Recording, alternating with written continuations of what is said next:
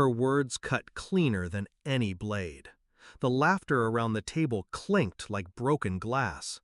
I didn't answer. I only placed my fork down, folded my napkin, and let silence be my reply. That night I packed a single suitcase. By morning, the house was listed. By the end of the week, sold. Accounts she depended on, frozen. The safety net she never thanked me for, gone. I vanished without a word. You'd think I'd cry, rage, plead.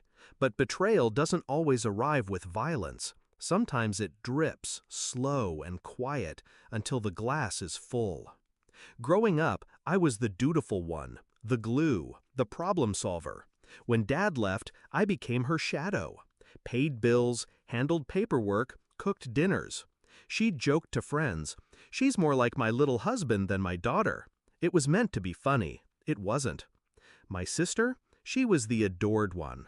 Reckless, but excused. Selfish, but forgiven. When she stumbled, I cleaned it. When she failed, I carried her. And Mom, let her. All I ever wanted was a place at the table that wasn't conditional. I noticed it years ago, her smile tightening when I succeeded.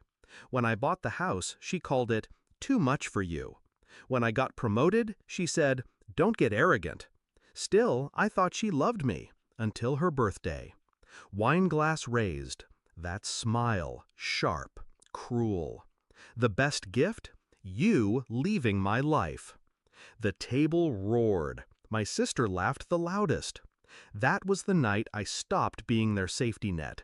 I didn't confront her, didn't shout or slam doors. That's what she expected. Noise, drama, weakness. Instead, I planned. Methodically, quietly. First, the house. Mine, legally. Signed only under my name. Gone overnight, cash in my account.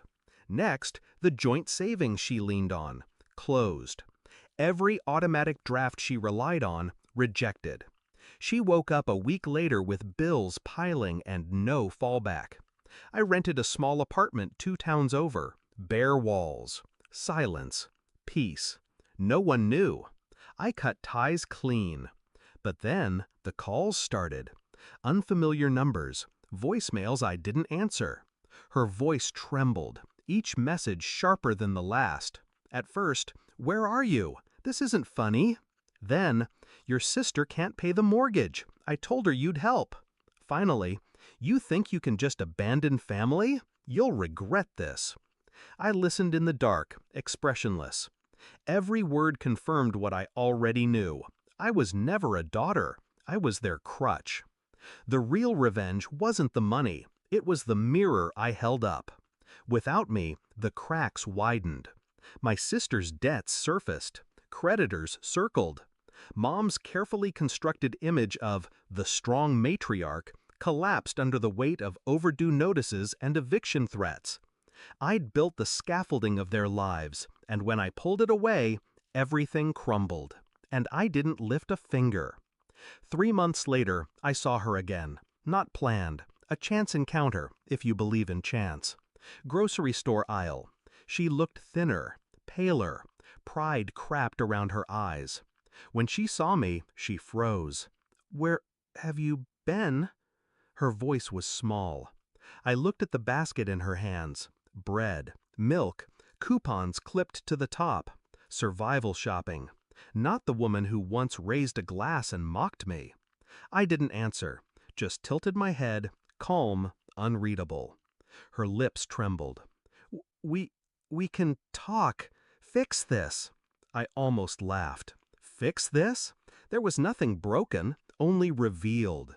I stepped past her. No anger, no words.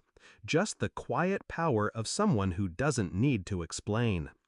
That night, I poured myself a drink, alone, peaceful. I thought back to her birthday table, her smirk, my sister's laughter, the clink of glasses celebrating my absence. They thought they'd erased me, but all I'd done was grant their wish. I left, and with me went the roof over their heads, the money in their accounts, the silent work that kept their world turning. The beauty of revenge is not destruction, it's absence.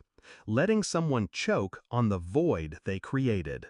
She wanted me gone, so I granted her the best gift she ever asked for, and I never looked back.